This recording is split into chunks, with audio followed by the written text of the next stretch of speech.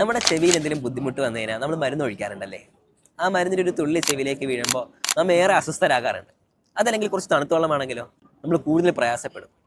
എന്നാൽ നാളെ ഒരു കൂട്ടം ആളുകളുടെ ചെവിയിലേക്ക് തിളച്ച ഈയം ഒഴിക്കപ്പെടുന്ന ഒരു ശിക്ഷയെക്കുറിച്ച് അള്ളാന്റെ റസൂൽ നമുക്ക് അറിയിച്ചു തന്നിട്ടുണ്ട്. എന്തിനായിരിക്കും അവർ അത്തരത്തിൽ ശിക്ഷിക്കുന്നത്? ഈ കാലഘട്ടത്തിൽ വളരെ നോർമലൈസ്ഡ് ആയിട്ടുള്ള, ആർക്കും ഒഴിച്ചുകൂടാനാകാത്ത, യുവതലമുറയുടെ മുഖ്യ ആസ്വാദനമായിട്ടുള്ള മ്യൂസിക് ആണ് അവർ ആ ശിക്ഷയിലേക്ക് എത്തിക്കുന്നത്. കേവലം തണുത്ത വെള്ളം ചെവിയിലേക്ക് വീഴുമ്പോൾ അസ്വസ്ഥരാകുന്ന നമ്മുടെ ചെവിയിലേക്ക് തിളച്ച ഈയം ഒഴിക്കപ്പെടുകയാണെങ്കിലോ ഒരു നിമിഷം പോലും നമുക്കത് സഹിക്കാൻ പറ്റാതെ നമ്മുടെ തലച്ചോറ് പൊട്ടിത്തെറിക്കുന്നതായിരിക്കും. പ്ലേലിസ്റ്റുകൾ രാപ്പകലിൽ മാറി മാറി റിപ്പീറ്റ് അടിച്ച് കേൾക്കുന്നത് പോലെ ഈ ഒരു ശിക്ഷയും അതിനിരട്ടിയായിക്കൊണ്ട് തുടർന്നുകൊണ്ടിരിക്കും. ഒരു ഇടവേള പോലും ഇല്ലാതെ എങ്ങനെയായിരിക്കും നമുക്ക് ആ ഒരു ശിക്ഷ സഹിക്കാനാകുന്നത്?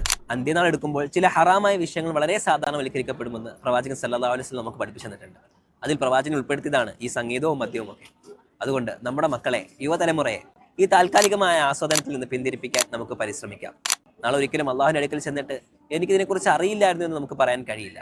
കാരണം ഇതിനെക്കുറിച്ച് അറിയുക എന്നുള്ളത് നിങ്ങളുടെ മേൽ ബാധ്യതയായിട്ടുള്ളതാണ്, അറിയിക്കുക എന്നുള്ളത് എൻ്റെ മേലും. അള്ളാഹു അനുഗ്രഹിക്കട്ടെ.